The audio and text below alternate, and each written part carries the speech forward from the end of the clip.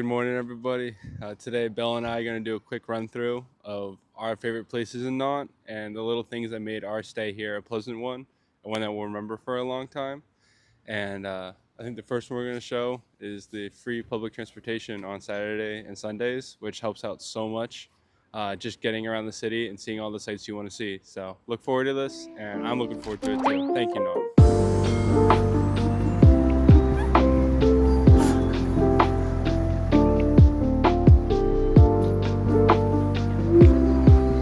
I don't want to lose my grip.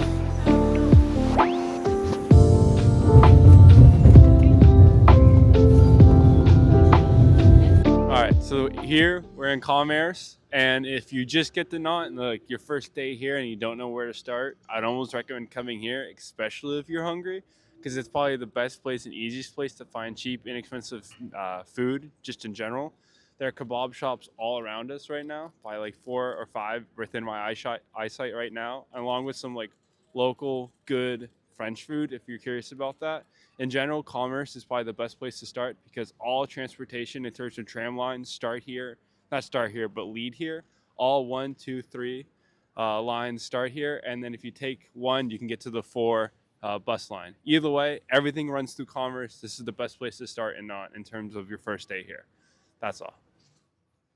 This is the Bernlignier. In terms of like kebab shops here in Nantes, I think this is the one, the more original flavored ones. They use like pomegranate seeds and feta cheese and other ingredients to make their kebab sandwiches stand out a little bit more. And they're all about the same price as any other kebab shop. So in terms of kebab places to do quick eats at, the Bernlignier is pretty solid. I recommend it. Not that it matters too much, but there you go.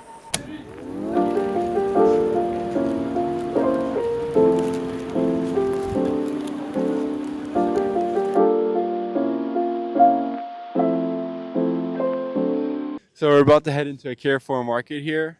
Carrefours are just a version, kind of like Walmarts or Dollar Generals in America. No? Okay, well, Bell's saying no, which is probably fairly honest. But either way, there are good places to get cheap, inexpensive food here and not in terms of you're just walking around trying to find a quick, easy eat. I think Carrefours are probably one of the best places to start in terms of lunch food and just food in general for your home. All right, here we go.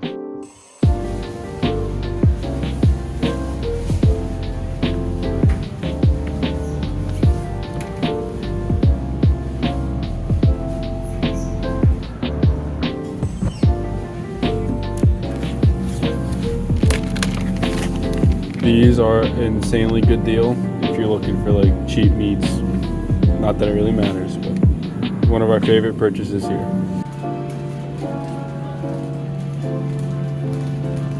Alright, not I anything wish they were cheaper. This doesn't make any sense. For 165 for a small one.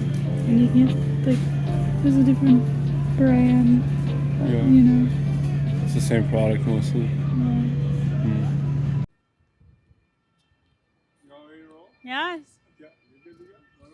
So this is the tourism office. They'll tell you stuff when you get here. So this is, if you're not going to start at Commerce, I'd recommend starting your journey here at the Information and Tourism here in Nantes. They're very helpful, very informative. They'll give you a map, they'll mark it out for you, and they'll just be super eager to lend any hand that you need. Very nice people, and I recommend starting your journey here at this office. Right now, we're inside or in the courtyard of the Chateau of the Dukes of Brittany. It's really beautiful here. It's free most days of the week to walk around the ramparts, at least on the weekends when I've been here. And then during the off months, this museum that's inside the chateau, which covers the history of Nantes, is free the first Sundays of the month during the off months, which are November through March. I really recommend anyone who's a museum goer to start their journey here. It does a great job of carrying starting from the like 1300s of Nantes all the way through the Industrial Revolution to modern day Nantes. It's a really good way to learn about how Nantes was a port city and then grew into a small level metropolitan area that it is today. Um, so I recommend, at least if you're not going to do the museum, come and walk through the castle. It's free. It's mad beautiful. It's a really good way to have good views of the city as well. And overall, just the chateau itself is beautiful. So Nantes is very lucky to have a beautiful, readily accessible, free or gratuit chateau to come visit. So check it out if you get the chance.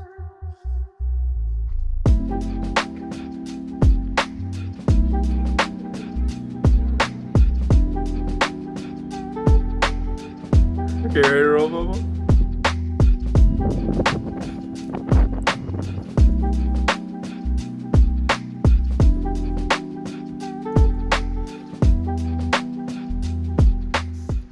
Well, right now I'm standing in front of the art museum here in Nantes. I think for the price is one of the better bang for your bucks in terms of museums in general that I've been to in Europe. Has some very powerful pieces of art. I greatly enjoyed going in. I'll flash the real prices up on the screen as you're watching along here. But it's only like you could do it in like 2.5, 2 hours, I think, comfortably. If you're not a big art museum person, you can fly through it in probably an hour. It's only, I think, like €4 to €8 based on like your age and price. But I'll look up the actual prices and put them on the screen. But if you're in town and you need a museum to go to, other than the Museum of History in the Chateau, I really recommend coming to this art museum. It's short, sweet, and it's beautifully curated. I recommend it to anyone who's into art. Thank you. All right, so this is the Gare des Nantes, which is Nantes train station, as you could probably figure out based on the structure. It's pretty small. You're easily accessible. You'll often see that this is one of the more busy locations here in Nantes. And if once you get off the train, you'll exit the train station and you'll wait for line 1 here of the tram. It's pretty straightforward. I think when I first came here, I flew into Paris. I took the train from Paris to Nantes, and this is where my journey here started. I was lucky enough to have someone here waiting for me in Belle, but if not, the easiest thing you can do is hop onto one and take it to Commerce, and then from there, you'll find your way to your Airbnb, your hotel, or your new home. So, welcome to Nantes. This is the train station. Right now, we're in the Gardien des Plantes des Nantes, which every major city, I think for the most part in France, at least up in Brittany and all the way over to Paris, has a Gardien des Plantes. And it's one of my favorite features of pretty much any city you'll go to in France, is that it's a curated, beautiful living space that's not like a central park or anything where you're out playing on the grass, but the idea is going for a walk and not necessarily being inspired, but being at peace with how beautiful plant life can be if it's landscaped and manicured. They have beautiful ducks in here that you can feed with bread, which I know is not good for ducks, but people do all the time and it's real fun to do. They recommend not walking on the grass, but if you're in any French city and you have any free time, I think the first thing you should do is make a beeline for their Gardien des Plantes, because it's probably the most beautiful feature, or one of the most beautiful features of their city. And Nantes has a spectacular one with some amazing greenhouses, beautiful walkways, and plenty of odd random statues that just kind of make the entire park have its own character. All right, thank you. Is this gonna move? The train's not moving. It's gonna be gone. You gotta keep it there with the screen.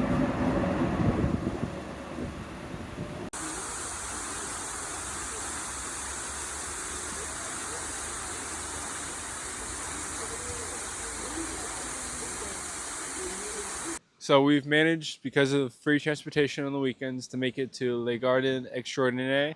This is right next to the Jules Verne house. So if you come to see the Jules Verne house, I really recommend walking like one more block down and down. I think it's like 150 steps to get down to the Les Gardens Extraordinaires. There's a man-made waterfall that you can see probably in the video.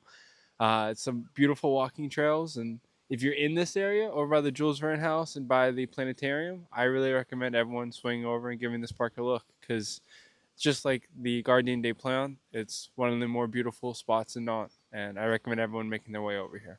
Thank you. But this waterfall is really going right now. It is. It is. It was good. It's a little softer before, but now it's really going. Feel the mist of the water. Good. And then if you look over there, here, yep, you see the tube. To let you know that this is not a natural waterfall. No, a long time ago in the 70s. You making that up? No, the 70s. Okay. Because we learned about it in that pamphlet I got, that I read, that I kept on asking the readers, but I read. So they made the Jardin Extraordinaire. And in nice place to hang out. I bet you can actually like be in the water back in the 70s because you could do more stuff in the 70s. But hey, all you can do is sit and watch the water. Okay, so while you're walking from either the Jules Verne house to the Les Gardens des Extraordinaires, or vice versa, make sure you look at all the graffiti that's along the walls, and just in general when you're in Nantes. Athens, when we went, had really good graffiti, and I loved looking at all the trash cans and buildings and train cars that had graffiti on them. But I think Nantes also deserves a shout in terms of public works and public arts throughout the entire city. They're mad beautiful, and I recommend anyone taking the time just sitting down on a bench and looking at it. That's one of the key features of Nantes that I've grown to just love a great deal. All right, thank you. So, um, I don't know what I'm talking about. Um, oh, they're gonna like make a tree. See that tree that's white? They're gonna like do that but bigger. The tree of life, and it's gonna be like moving, kind of like the carousel does, I think.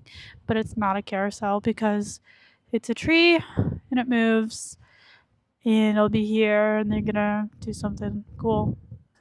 Yeah, and if you look straight ahead, you'll see my banana people. And those are my favorite people because they're playing. Well, one guy's a banana, the other guy's just like a big guy, small head, and the banana guy is big body, small arms and legs, and they're playing chess with like banana halves. So you can think about that whatever you want because that one guy's a banana. What's going on? I don't know if we can see And then if you look right here, you see two cats. Yeah, and the graffiti. One's evil, one's going a little cranking out, whatever. And then there's that guy biking. And his name is Greg. You want to talk about what goes on over there? No, there's a club and it goes. So here we're at the steps leading up to the Jules Verne house, the Jules Verne house, or just Jules Verne house. I didn't really like my mom when I was a kid. She read to me in person, "Journey to the Center of the Earth" when I was a child, and I remember parts of it here and there. But I wasn't that much of a Jules Verne fan before I came here. And other than that, this is just a great little way to start off your journey here in Nantes. It's going to the Jules Verne house. I mean, it's a pretty nice house. You got a good view of the river, and it's a nice crib. Way to go, Jules. All right. If we move real quick, we can capture it. Alright, that's the ferry that you can use. Quick, bro. All right, there's the ferry that you can use for free on the weekend, Saturday and Sunday. Comes every 20 minutes to this side of the river, and it takes you all the way over to like a little village, if you will, just like a town called Tremont, which is a fun ride if you have a free Saturday. You take the ferry over there, walk around, take the ferry back, and then there's a little adventure, and it's all for free. There's not much to do in Tremont, but some of the houses are very beautiful, and they have a decent basketball court over there. So if that's what you're looking for, Tremont's pretty nice.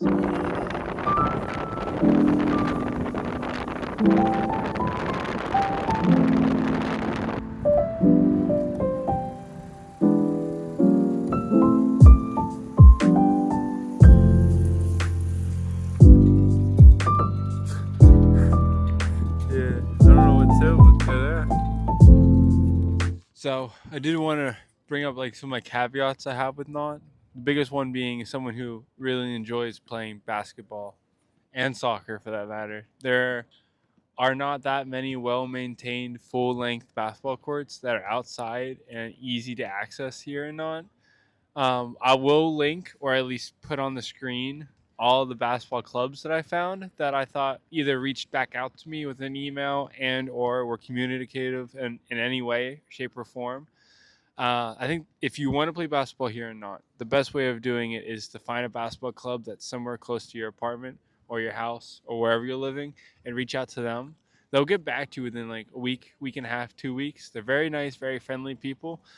Unfortunately, though, most of Nantes outdoor basketball courts, which I'll link like a little photo of all of them marked on a Google Maps on this video, are just not that well maintained, and that's what leads to like this type of a scene behind us. Where I remember one time when Belle and I came here, there was this probably 32, 30, 29-year-old guy, like not my age, but my skill level. And he had brought cones and he was playing on this respectfully beautiful art piece because it's the only readily available basketball court on the island. And it's one of the few that is somewhat well maintained. That is one of my biggest caveats I have with Nantes is I wish they had more easy to access free green spaces to play sports on. I think that's what Nantes is missing a great deal of to make it a friendly, but it is already a friendly, but a more hospitable city for people to move to in terms of people who like to play sports. But I'll link everything that I have found in terms of helpful locations and organizations here in Nantes to play basketball. And the same goes for soccer. I'll link all the soccer fields that I have found.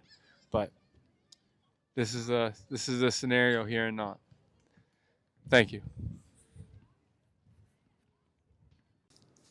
So that wraps up, for the most part, most of our random memories that we wanted to keep here from Nantes and our final goodbyes and our final day. We were blessed with some impeccable weather. I mean, typically, as Belle said, it's raining here to most days, at least, especially during the winter. It doesn't get a lot of snow, but it does rain, I'd say 70 to 60% of the days that you're here. And the other 20, 30%, it's cloudy.